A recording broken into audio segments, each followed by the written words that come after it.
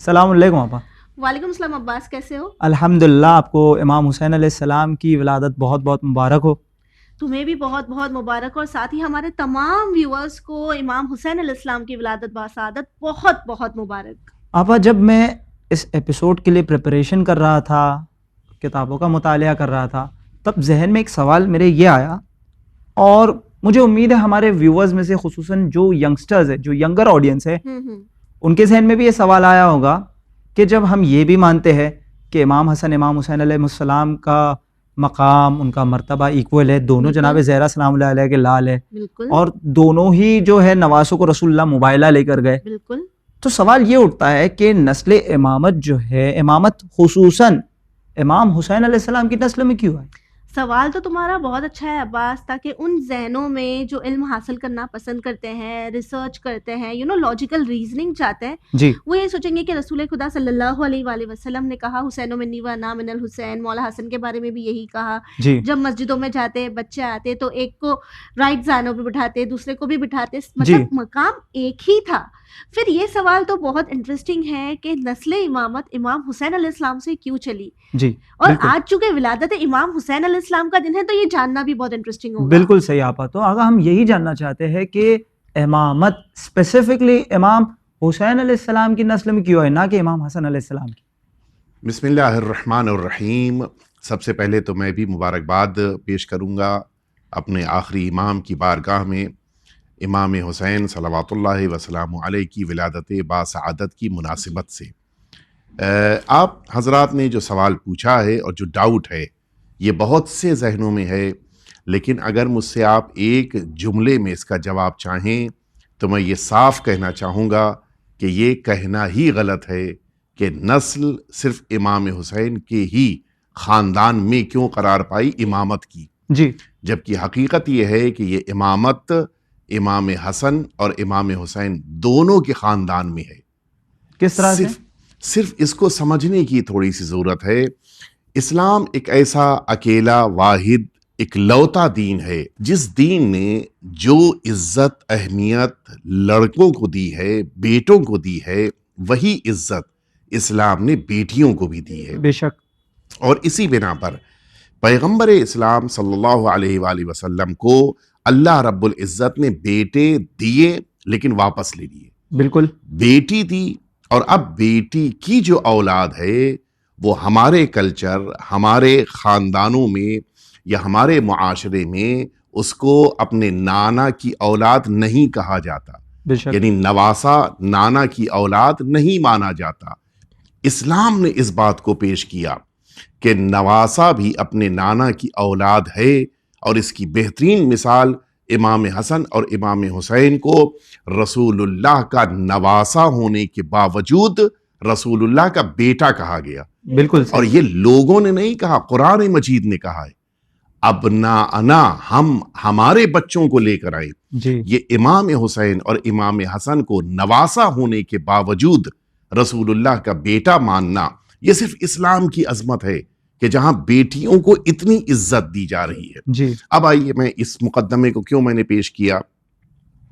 ہمارے امام حسین صلوات اللہ وسلام علیہ کی شہادت کے بعد جو چوتھے امام قرار پائے وہ امام زین العابدین سید سجاد علیہ الصلوۃ والسلام ہیں۔ جی، ان کے بیٹے ہیں امام محمد باقر علیہ السلام کے جو اس امت کے لیے 5ویں جانشین پیغمبر ہیں۔ بالکل، آپ کی خاصیت یہی ہے کہ جن کے لیے روایتوں میں آیا ہے کہ ولدت الہاشمیین، 2 ہاشمیوں کی اولاد ہیں وہ، دونوں سائڈ سے۔ جی، دونوں سائڈ سے۔ کیوں یہ جملہ کہا گیا؟ وجہ یہ ہے کہ ہمارے 5ویں امام کے والد ہیں امام سجاد علیہ السلام، جو امام حسین کے بیٹے ہیں، اور امام باقر علیہ السلام کی والدہ ہیں جناب فاطمہ، کہ جو امام حسن کی بیٹی ہیں۔ اور اس حساب سے اگر آپ دیکھیے، بھی اللہ کا خاص اہتمام ہے یہاں پہ۔ اگر آپ حساب سے دیکھیے تو امام باقر علیہ السلام کا جو رشتہ امام حسین سے ہے وہ کیا رشتہ ہے؟ وہ دادا ہیں۔ جی، اور امام حسن سے کیا رشتہ ہے امام باقر علیہ السلام کا؟ وہ نانا ہیں۔ بالکل، یہ 2 بھائیوں کی اولاد ہیں امام باقر علیہ السلام، اور اسلام نے بیٹیوں کی اولاد کو اپنے نانا سے بھی منسوب کیا ہے. بالکل. یعنی اس زاویے سے اگر دیکھا جائے تو ہمارے پانچویں امام جس طرح سے امام حسین کی اولاد ہیں اسی طرح سے امام حسن کی بھی اولاد ہیں. یعنی ہمارے ائمہ حسنی بھی ہے اور حسینی بھی. بالکل. اسی لیے ولدت الہاشمیین کہ دو ہاشمیوں کے ذریعے سے دنیا میں تشریف لائے. ماں بھی ہاشمی یعنی اولاد جناب سیدہ میں ہاشمی البتہ عام لفظ ہے، لیکن یہاں پر جناب سیدہ کی اولاد میں امام باقر کے والد بھی ہیں اور امام باقر کی والدہ بھی ہیں صلوات اللہ وسلام علیہ. اس سے پتہ چلتا ہے کہ امام باقر علیہ السلام کے بعد جو نسل آگے بڑھی ہے، اب یہ نہیں کہا جا سکتا کہ وہ صرف امام حسین کی جنریشن ہے، بلکہ وہ دو اماموں کی جنریشن ہے جو آگے بڑھ رہی ہے. لیکن ان دا بریکٹ ہی میں عرض کر دوں کہ روایتوں میں سرکار سید الشہداء کی فضیلتوں میں ایک فضیلت یہ بیان کی گئی ہے کہ آپ کی اولاد نرینہ کی اولاد امام قرار پائے، یعنی بیٹا بھی امام، پوتا بھی امام، پوتے کا بیٹا بھی امام. یہ سلسلہ امام حسین کی نسل میں اس طرح سے کہ بیٹے کے ذریعے سے آگے بڑھے روایتوں میں آیا ہے. حتیٰ آپ جانتے ہیں سرکار سید الشہداء کی شہادت کے بعد جو فضیلتیں بیان ہوئیں کہ اللہ رب العزت نے امام حسین کو 3 فضیلتیں دی ہیں. ان میں سے ایک یہ کہ ان کے قبے کے نیچے دعا قبول ہوتی ہے، اور ان میں سے ایک یہی ہے کہ ان کی نسل میں اللہ نے امامت کو رکھا ہے. لیکن یہ اس معنی میں ہے کہ ان کے بیٹے کی اولاد بھی امام قرار پائے.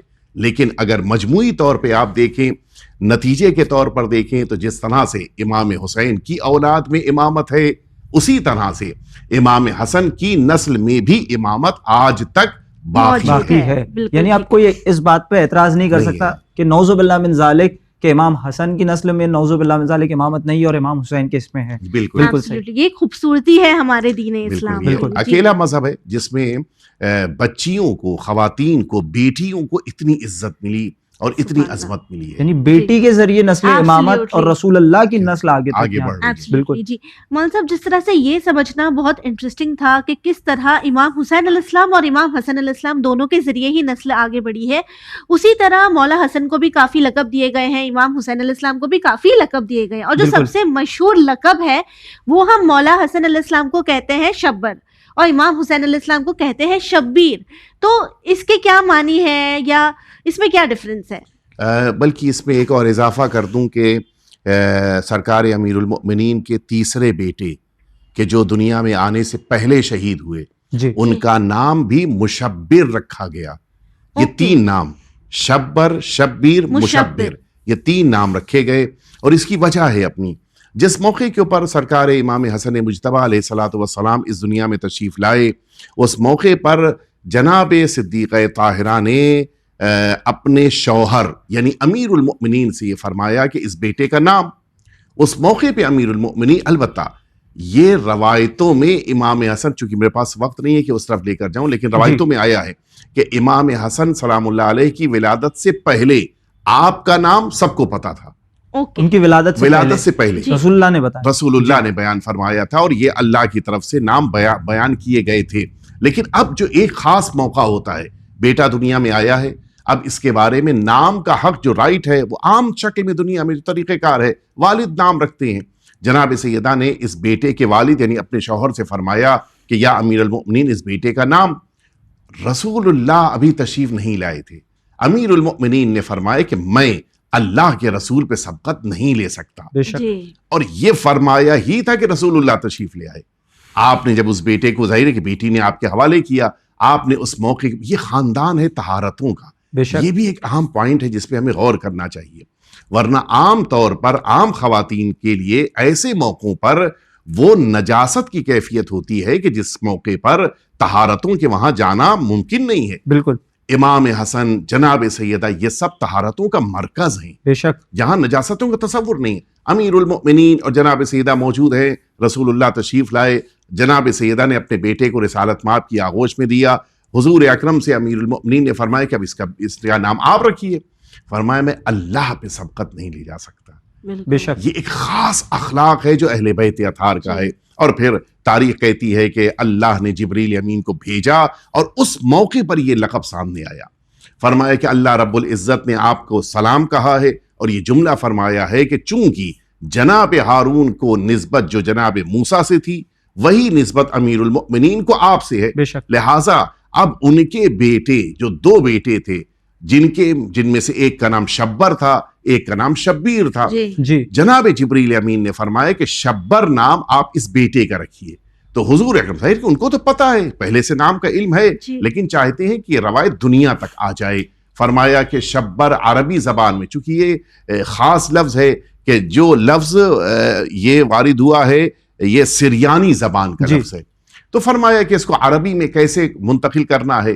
فرمایا کہ یہ عربی زبان میں جب شبر منتقل ہوگا تو حسن بنے گا. بالکل. یہ روایت یہیں پر مکمل ہو گئی کہ جس میں اب رسالت ماپ نے اپنے اس بیٹے کا نام شبر کی طرح سے حسن رکھا. اور ٹھیک یہی سچویشن, یہی حالات پیدا ہوئے جب سرکار سید الشہداء امام حسین دنیا میں تشریف لائے. اس موقع پر جناب سیدہ نے امیر المومنین سے فرمایا, امیر المؤمنین نے رسول اللہ سے فرمایا, رسول اللہ نے اللہ کی طرف رجوع کیا.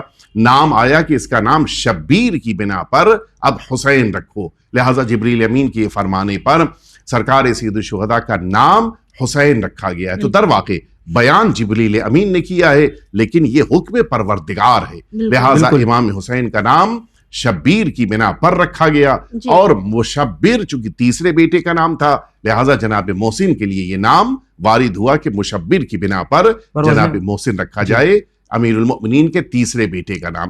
تو یہ نام آیا. اب سوال یہ پیدا ہوتا ہے کہ ان تینوں ناموں کے معنی کیا ہیں. تو جو عربی کے معنی ہیں وہی معنی اس زبان کے, اس شبر, شبیر اور مشبر کے بھی معنی ہے, بالکل وہی معنی, اس میں کوئی فرق نہیں ہے. یعنی شبر کے معنی ہے اچھائی کے, جو حسن کے معنی میں ہے. یعنی مکمل طور پہ اچھائی کو دیکھنا ہو تو جناب امام حسن کو دیکھو, اور اگر احسان کو دیکھنا ہے تو سرکار سید الشہداء کی ذات گرامی قدر کے جو حسین کے نام پر ہے. البتہ حسین اس میں مصغر ہے کہ جو حسن سے بنا ہے, لیکن جب شبیر کے معنی کے مقابل آئے گا تو احسان مند, احسان کرنے والا, احسان کے لیے آگے بڑھنے والی ذات کے لیے استعمال ہوتا ہے, کہ جو بہترین ناموں میں سے ایک نام قرار پایا. تو اس طرح سے یہ 3 القاب اللہ رب العزت کی بارگاہ سے آئے, اور ان تینوں القاب کو اللہ نے اپنے پیغمبر کے ذریعے سے اپنی اس کنیز خاص تک پہنچائے کہ جناب سیدہ کی شکل میں اس کائنات میں موجود ہیں. پتہ یہ چلا کہ اہل بیت اطہار کے گھرانوں کے نام بھی اگرچہ یہ عصمتی گھرانہ ہے, لیکن اس گھرانے میں نام بھی رکھے جاتے ہیں تو اللہ رب العزت کے حکم کی بنا پہ رکھتے ہیں. جی بالکل. یعنی واقعاً ہم یہ کہہ سکتے ہیں کہ اگر امیر المومنین کی نسبت جناب ہارون علیہ السلام سے ہے تو اسے پریکٹیکلی امپلیمنٹ خود امیر المومنین کی زندگی میں کیا جا رہا ہے. شبر, شبیر اور مشبر, حسن, حسین اور محسن بروزن مشبر. جی تو اب یہاں پہ ہم بہت ہی امپورٹنٹ واقعے پر پہنچتے ہیں, اور ہر محفل میں 3 شعبان کے روز اسے پڑھا جاتا ہے. وہ یہ کہ فطرس, جسے ہم کہہ سکتے ایک فرشتہ تھا, اور اس کا واقعہ امام حسین کے ساتھ کس طرح سے کانٹیکٹ ہوا اور وہ شفا پا گیا, ہم یہ کہہ سکتے ہیں پر مل گئے. جی یس, اسے پر مل گیا اور من مثلی کا دم بھرتے ہوئے آگے بڑھا. تو ہم چاہتے ہیں کہ ہمارے ویورز کے لیے آپ اس پورے واقعے کو تفصیلی طور پر بیان کریں. روایتوں کی دنیا میں جتنی اہمیت حدیث کی ہے اتنی ہی اہمیت, بلکہ بعض ریسرچ اسکالر اس بات کو مانتے ہیں کہ زیارت کی اہمیت یا دعا کی اہمیت حدیث سے زیادہ ہے. اور اس کی وجہ بھی ہے, دعا عام لوگوں سے, معذرت, حدیث عام لوگوں کے لیے ہوتی ہے اور دعا اللہ کی بارگاہ میں ہوتی ہے, زیارت معصوم کی بارگاہ میں ہوتی ہے. تو ظاہر ہے کہ اس کی عظمت کہیں زیادہ. میں ایک دعا کہ جو ہمارے آخری امام سرکار ولی عصر عجل اللہ تعالی فرجہ الشریف سے وارد ہوئی, جو آج ہمارے درمیان مفاتیح الجنان میں بھی موجود ہے, اور میں اتفاقاً دیکھ رہا تھا کہ جتنے ایپس ہمارے درمیان ہیں سارے ایپس میں یہ دعا موجود ہے. اللہم بحق ھذا المولود, کہ پروردگار اس ذات کا واسطہ, اللہم انی اسألک بحق المولود فی ھذا اليوم, جس پروردگار تجھ کو واسطہ ہے اس بچے کا کہ جس کا وعدہ آج کے دن تو نے فرمایا تھا. یہ بڑی عجیب بات ہے. یعنی امام حسین الموعود بشہادتہ قبل استحلالہ, ابھی دنیا میں نہیں تشریف لائے امام حسین, اور ان سے اللہ رب العزت نے شہادت کا وعدہ لیا. توجہ فرمائی آپ نے. وہ جو ایک بات میں نے آپ کی خدمت میں عرض کی تھی کہ سرکار سید الشہداء آپ کی شہادت کی بنا پہ اللہ نے فضیلتیں عظمتیں عطا کیں, جی تو اس کا جواب بھی یہیں پہ مل گیا کہ شہادت کا واقع ہونا وہ تو بعد کا مرحلہ ہے, لیکن شہادت کا وعدہ امام حسین نے کیا, اور اس وعدے کی بنا پہ پروردگار نے یہ فضیلتیں امام حسین کے لیے قرار دیں ولادت سے پہلے, ولادت سے بھی پہلے, اور اسی ولادت سے پہلے جناب سیدہ سے بھی وعدہ ہوا. یہ عجیب ہے, واحد بیٹا کہ جو دنیا میں آ رہا ہے, اس بیٹے کے آنے سے پہلے صرف اس لیے کہ جناب سیدہ کی اس ناراحتی کو, یا یوں کہنے کہ ان کے جو دل کو درد ہوا ہے چونکہ شہادت امام حسین کی خبر ملی, اس درد کو دور کرنے کے لیے واحد بیٹا کہ جس سے متعلق اللہ نے وعدہ کیا کہ اے پیغمبر آپ جناب سیدہ سے ایک فرما دیجئے کہ یہی بیٹا ہے کہ جس کا آخری وارث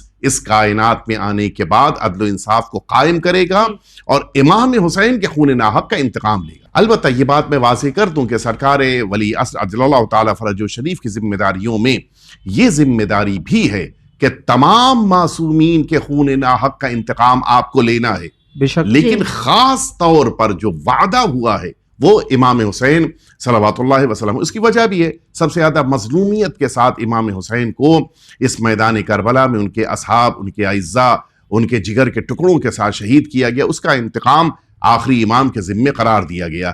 تو میں یہ بات کہہ رہا تھا کہ اس شہادت کے لیے وعدہ لیا گیا امام حسین سے شہادت دنیا میں آنے سے پہلے. جی جناب سیدہ کو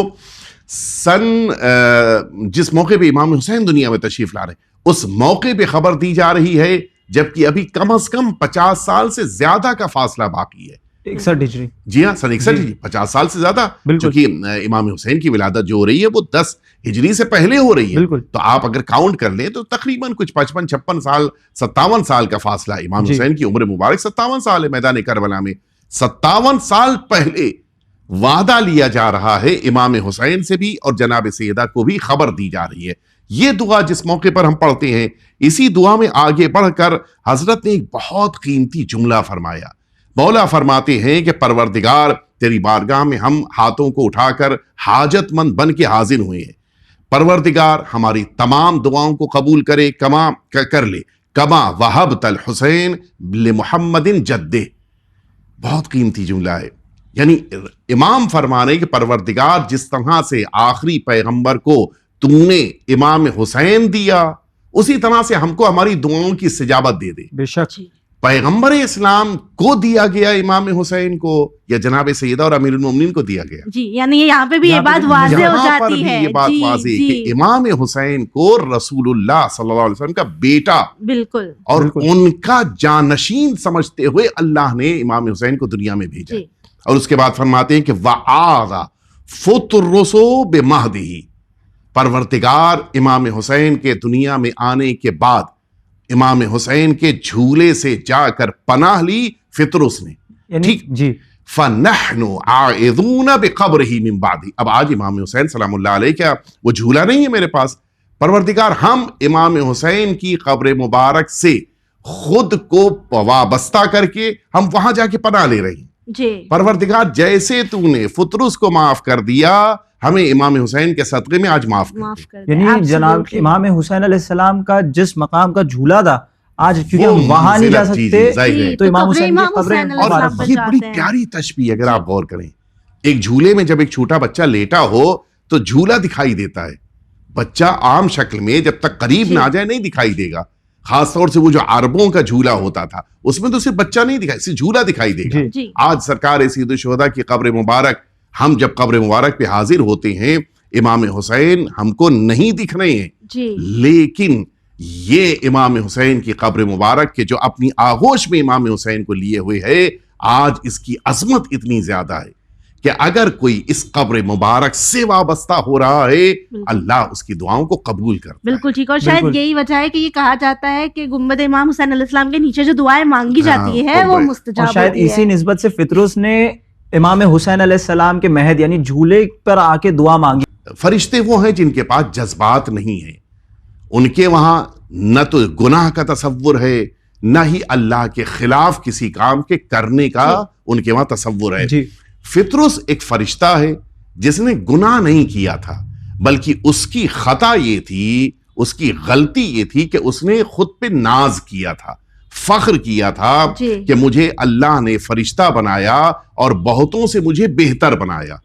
ہم آپ اپنی زندگی میں 1000 بار اس جملے کو کہتے ہیں، لیکن اللہ رب العزت کی بارگاہ سے سزا نہیں ملتی، چونکہ اللہ نے ہمیں عقل دی ہے اور حساب کتاب ہمارے لیے معین ہے ایک دن. جی فرشتوں کو پروردگار عالم نے یہ ساری چیزیں نہیں دی ہیں اور ان کے حساب کتاب کا دن معین نہیں ہے. جب ان کے وہاں کوئی ایسی کمزوری یا کمی پیدا ہوگی تو فوراً ان کی تنبیہ ہوگی، فوراً اصلاح ہوگی.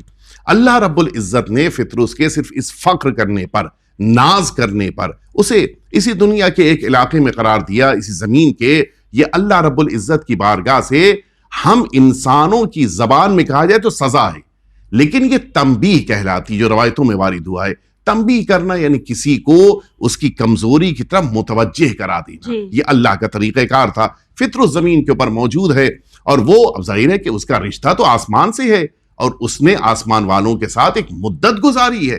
ایک دن اس نے جب یہ اچانک دیکھا کہ آسمان سے فرشتے ہیں جو جوک در جوک چلے آ رہے ہیں، تو اب تو تعجب کا موقع ہے کہ ہوا کیا زمین کے اوپر؟ میں اکیلا آیا یا آج تو فوج در فوج چلے آ رہے ہیں، کیا بات ہو گئی؟ اس نے جب ان فرشتوں سے پوچھا تو پتہ یہ چلا کہ یہ سارے فرشتے اللہ کی بارگاہ سے مبارکباد دینے کے لیے آخری پیغمبر کے گھر جا رہے ہیں.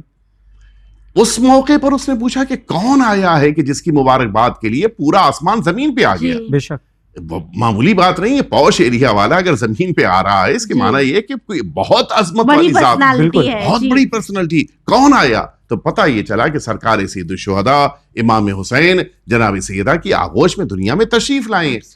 اس فطرس نے التماس کیا کہ مجھے بھی ساتھ میں لے کر چل، چونکہ زمین کا معاملہ ہے، اب یہاں تو کوئی مشکل نہیں ہے.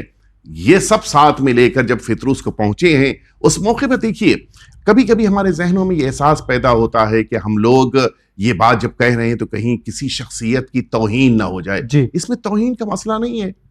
اگر وہ آیا ہے اور رسول اللہ کے بیٹے، رسول اللہ کے جانشین کی بارگاہ میں جا کر وہ پناہ لے رہا ہے تو رسول اللہ کی توہین نہیں ہو رہی ہے. یہ جو بعض ذہنوں میں تصور پیدا ہو جاتا ہے کہ فطرس کیوں امام حسین کے پاس گیا جبکہ رسالت مآب موجود تھے، تو پھر سوال ہوگا کہ رسول اللہ کے پاس کیوں آیا؟ اللہ تو موجود تھا.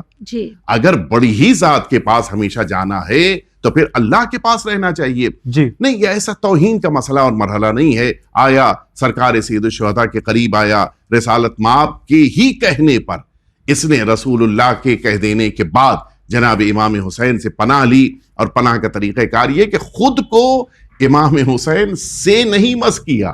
یہ بڑا عجیب ہے. امام حسین کے جھولے سے خود کو مس کیا ہے.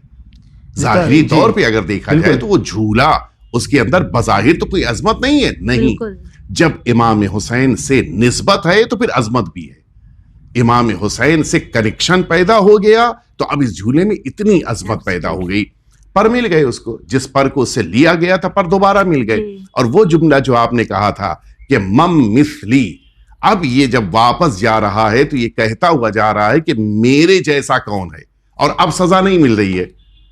جب پہلی بار کہا تھا کہ میں بہتوں سے بہتر ہوں تو زمین پہ بھیجا گیا تھا، زمین سے واپس آسمان پہ جا رہا ہے. تو اب نہیں کہہ رہا ہے کہ میں وہ بات نہیں کہوں گا جس پہ سزا ملی تھی. یعنی اب وہ جانتا ہے کہ امام حسین سے اس طرح سے شفاعت مل گئی ہے اور امام حسین نے اس طرح سے اس کے گناہوں کو بخشوا دیا ہے. چونکہ یہ لفظ میں اس لیے کہہ رہا ہوں کہ وہ اب آسمان پہ واپس جا رہا ہے. اس کے معنی یہ ہے کہ اللہ کی جو ناراضگی تھی وہ امام حسین کے ذریعے سے ختم ہو گئی ہے. بالکل، یہ بہت بڑی بات ہے. امام حسین کی بارگاہ میں گناہوں کو معاف کرایا جاتا ہے اللہ کی بارگاہ سے.